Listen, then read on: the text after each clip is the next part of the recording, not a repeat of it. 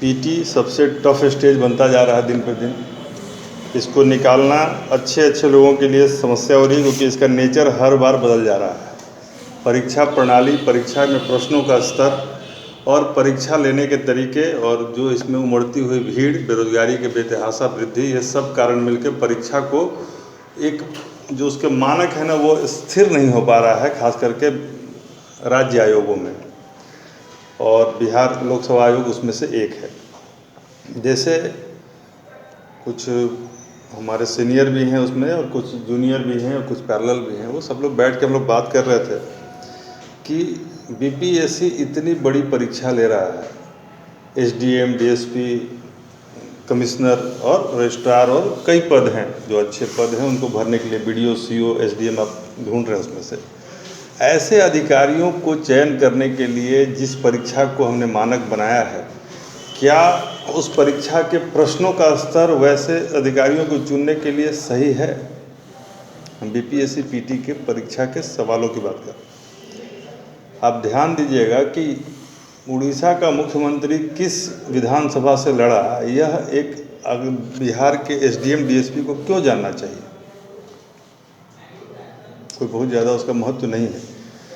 यदि general awareness की बात है तो अपने राज्य के बारे में वो जाने और ओवरऑल भारत के बारे में जाने। तो ऐसे बहुत सारे सवाल हैं जो ये तय ही नहीं कर पा रहे कि आप मान लीजिए आप दरोगा की परीक्षा ले रहे हैं, तो दरोगा के लिए एक स्टैंडर्ड सेट करेंगे ना कि दरोगा में हमें किस ज्ञान के लेवल का आदमी चाहिए। जब क्लर्क की परीक्षा लेते हैं तो उसकी बुद्धिमत्ता का परीक्षण ज़्यादा करते हैं आप, क्योंकि उसको बहुत सारे फाइलों को डील करना होता है। तो देखा जाए तो उसी की बुद्धि सबसे तेज है क्लरिकल एप्टीट्यूड में, जो हम वर्बल रीजनिंग भी चेक करते हैं और नॉन वर्बल रीजनिंग भी चेक करते हैं। दरोगा में आपने क्या स्टैंडर्ड सेट किया है? तो यदि दरोगा का एग्ज़ाम है, कोई एसडीएम का एग्ज़ाम है, किसी एग्ज़ाम से आप डीएम चुन रहे हैं, तो सबके स्तर होने चाहिए ना कि भाई नहीं, इस परीक्षा से हम डीएम चुन रहे हैं तो ये परीक्षा का स्तर डीएम लायक होना चाहिए। यदि एसपी चुन रहे हैं तो एसपी लायक होना चाहिए। आपने लग रहा है डिस्क्रीट वे में सवाल दे दिए। डिस्क्रीट वे में सवाल देने से पता नहीं चल रहा आप किसके लिए परीक्षा ले रहे हैं। और इन सब चीज़ों से एक होता क्या है कि हम कई ऐसे विद्यार्थियों को जानते हैं कि जो परीक्षा का क्वेश्चन पेपर ला के अपने घर में उनको छुपाना पड़ता है, क्योंकि एक तो सवाल सतही है, आंसर डायरेक्ट है, और उसमें भी गलती का आप गलती कर आए हैं।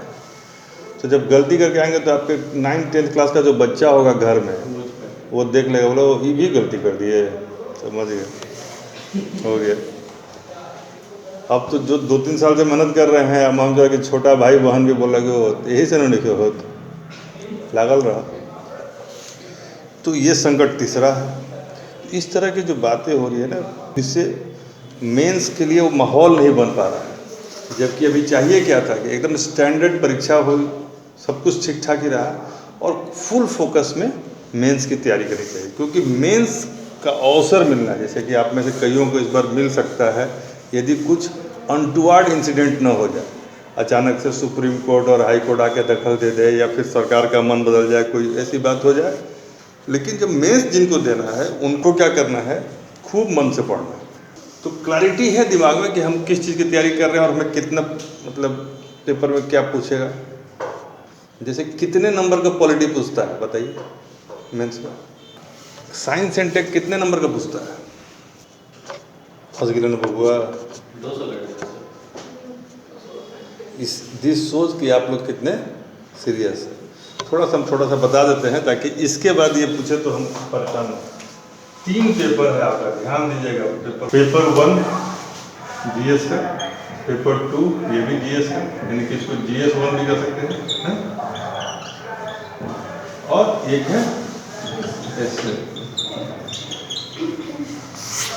फिर ऑप्शनल, फिर कंपल्सरी। इतना है ना।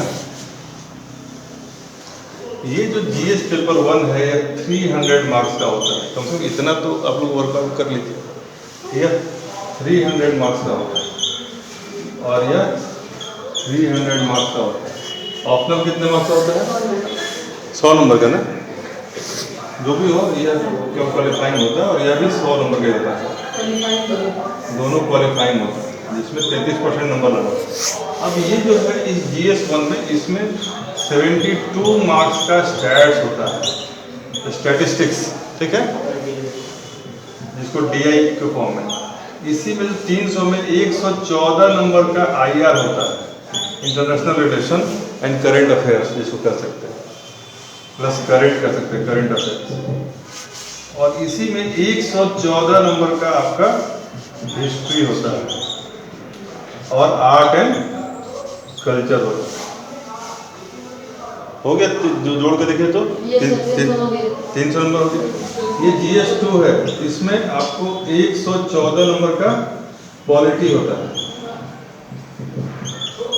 114 नंबर का ज्योग्राफी एंड इकोनॉमिक्स होता है, और 72 मार्क्स का साइंस एंड टेक होता है, साइंस एंड टेक, यही है ना? जोड़ के देखिए 300 हो गया। Yes sir. ठीक है, इससे 300 नंबर का होता है, लेकिन 3 ऐसे होते हैं, सबका मार्क्स कितना होता है? 100 नंबर। तीनों का नेचर अलग होता है, एक सोशल एंगल से होता है, एक जनरल फिलोसफिकल एंगल से होता है, और एक मुहावरे और लोकोक्तियाँ होती हैं, ठीक है।